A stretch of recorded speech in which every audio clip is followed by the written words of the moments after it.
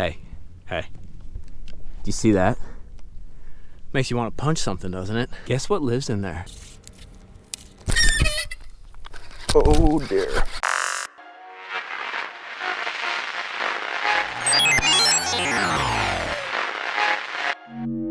Welcome to mikeybalzz fishing, boys. You see what's behind me? Not the storm, but all of this grass. The grass is growing up as something that happens late summer and fall, and those are mats, guys. And mats means one thing to me. We're gonna learn how to frog fish as we go through, but I gotta punch, dude. Get out that heavy weight and punch through this. These fish use these kinds of mats as great ambush points. All the forage gets in there. It creates great oxygen in the water. It cleans out the water really well. And they'll just use this stuff. And you know, the deep water bite has kind of fizzled down, and that tends to be what happens. But we have some great mats. They're mixed hydrilla, some kind of weird pondweed, but they're isolated. You see they're like clumpy, isolated little clumps. And I love fishing that kind of stuff because it usually means some bigger fish if you know how to target it right. So today, what we're gonna do is we're gonna walk through like terminal tackle, rods, reels, baits, how to fish this stuff, what kind of stuff to focus on, and just punch life, bro. OG mikeybalzz style. Get out the flipping stick and go to town. So stick with me here. Make sure to hit that like and subscribe button. I got to get up in this stuff, dude. This is sick. Here we go. A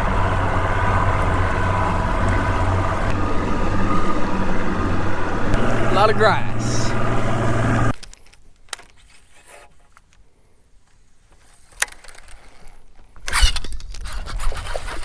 Fish on. Welcome to Punching with mikeybalzz. But guess what, guys? We're not in Florida. We're in Alabama. You like grass? They don't spray it nearly as much up here.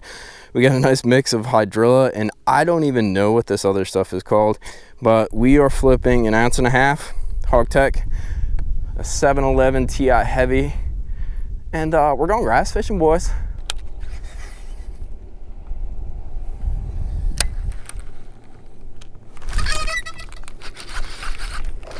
There we go.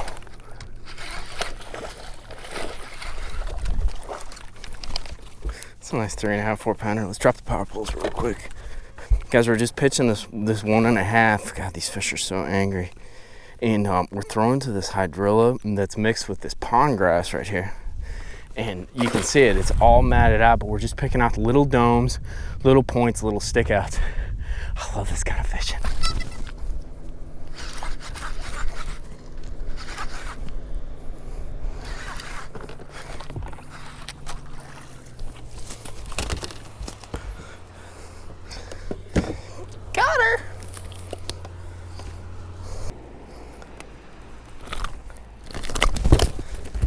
Jesus. Watch out, they got teeth. Dude, they're mean. I couldn't tell which was better, that fish or your butt crack staring. They both look pretty good, don't they? Pretty good, that's good stuff. I know where to come to catch them. Yeah, both sides too.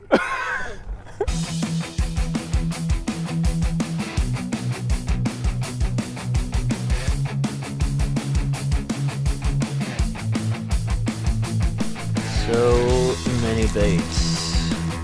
Jeez. So much freaking grass.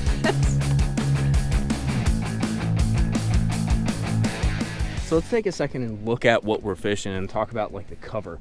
Obviously, mats, you know, we're punching. But what's a little difficult to see is there's all kinds of like mixed vegetation in here. You'll see there's some hydrilla spruce right there. There's some eelgrass that's chopped up, mixed in. There's also, see those little tangly things? There's like pondweed over there. But it's all matted up. But I found that the real key is, if you look over here, you see how it gets open right there and then the mats come back up? There's little creek channels and little like chutes and ditches that go through here. Now granted, some of these fish are back in the cover a little ways, but it seems like the juice points or the areas where there's the most fish stacked up and I'm getting the most bites has to do, I mean, this is a boat channel, dude. Now, we're not catching giants. We lost a freaking giant, but it's a boat channel. So you get this creek channel, this little ditch. There's a little more subtle creek channel down there we're gonna go and fish. But that drop off creates actually an edge in some of this matted grass. And that's what you're looking for, is a good kind of hard rolled or good like matted up grass. And then you're looking for the points, the turns, any kind of little change, mixes of grass, all kinds of stuff like that. And you're making a lot of drops. One thing that you always need to keep in mind, are they eating it on the drop? Do you have to pump it? For the most part, it's kind of nice actually. These fish are eating it right when it goes through the mat. Thunk, or you'll feel just your line kind of spool out. I did catch a couple kind of holding it up, but for the most part, they're eating it pretty hard right when it goes through.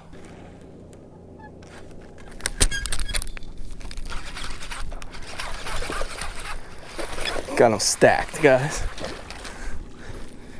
It's another 3-pounder. This is getting freaking nuts. This is getting nuts. It's interesting how these fish set up on, we're just on a creek channel break. No, the next 2.5, God, they're so angry. But, you know, we just caught like 2 fish. And it's so funny how they're stacked in these certain specific areas. I'm almost going to power pull down and just pitch around. Nice. Got one. It's a nice little 4-pound. Oh, he's hurt. Oh.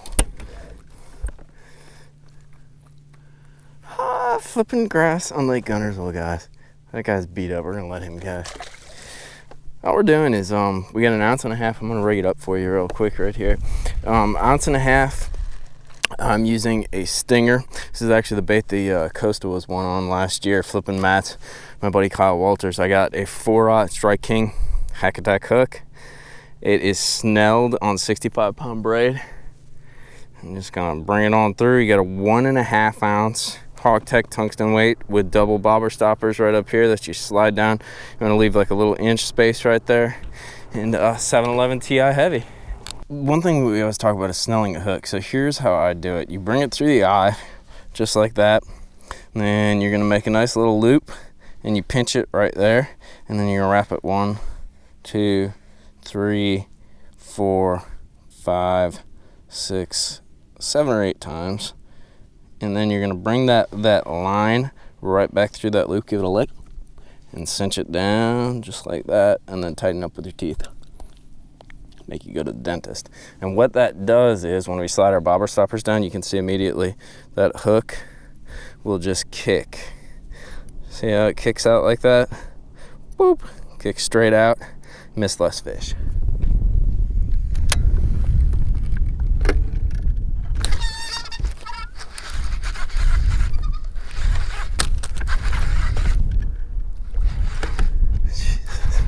I mean, it's like clockwork, man.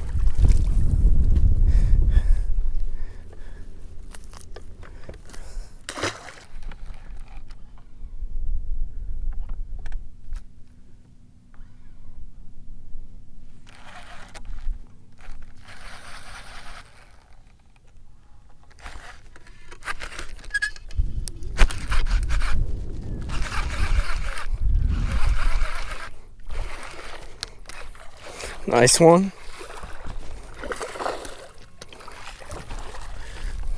It's a nice 3.5, 4-pounder. Whoa, she come right off. You guys are nuts, man. It's a nice fish, guys. Just reel down hook set. They come right out. We got a lot of grass all over the deck, but we never caught that giant. We'll be back. We'll catch her. Catch like 5 of them, I promise. But check out what I was using, because this is something that I do a little bit different than most people when it comes to mat fishing. Everybody talks about like super heavy, like, I don't know, pool cue rods, I guess you could say. I'm not on that train. As I kind of like graduated into some of the offshore fishing and that, like I really started liking like softer, more parabolic rods, or at least softer rods, not always more parabolic, but basically like underweighting your rod for what you're doing. And I think it's one trick to when you're punching these mats, because if you use like a super duper heavy duty pool cue, yes, you need it sometimes when it's so unbelievably thick, but a lot of times you're like overpowering the fish and you'll miss a lot of bites because there's a lot of like hold bites. You probably noticed how like I would lift the rod and then I'd like reel and set the hook today. And a lot of that had to do with the rod that I was using, because I could feel those bites, those dead weight kind of bites. This is a Halo TI. Now here's the trick. This is the 711. It's a punching rod, but it's the heavy. JT uses that extra heavy, and I have one of those for a 2 ounce and a 2.5 ounce when I go like super big, super heavy, but I'm not a fan of going that stout. I like that little bit of more, I guess it's like a softness. You can kind of see, like, that rod flexes, dude. It's also a lighter rod than the 711 extra heavy, and I'm not like a super strong guy, so I kind of like that. But going with that softer rod, those when they're biting weird like this, which they are, they're kind of thunking it or they're holding on to it and they're just running with it. Feeling for that weight and having that tip to play and give really gives you kind of a one up on the fish, dude. And you're not overpowering them, because when you do hook them, the best thing that can actually happen, there's two things. One, you pop them up, they skate across the mat. That's great. That usually doesn't happen. The other thing is you hook them and you get a good hook set on them. You know, you get that good rod bend on them, and they kind of get balled up, and you go and you pull them out, dude. Like your odds are better catching them that way than if you're always trying to drag them out with a super heavy rod. My opinion, flipped a lot of mats on Okeechobee. That's been my experience. So baits wise, we can just kind of like go across the board. We got an old D&M flipping bait. Not ugly otter, but the stinger was hot, black and blue and back at you. 1.5 ounce tungsten double bobber stopper, straight shank 4-aught Strike King hook. I'll put links to everything down in the description box. But it's a simple punching setup. Adjust your weight for how heavy the cover is. You can see this stuff is super duper thick. So we went to the 1.5, went to the 1 3/4 or so to get on through, because you want a clean fall through. That's when they're usually going to hit it, and then you can pump it a little bit. But all in all, fun kind of like start to punching season. I hope you guys enjoyed the video. Make sure to hit like and subscribe if you did. And we will be out here doing more punching, hopefully some frogging as well as this grass comes up. Thanks for watching. All right, tight lines.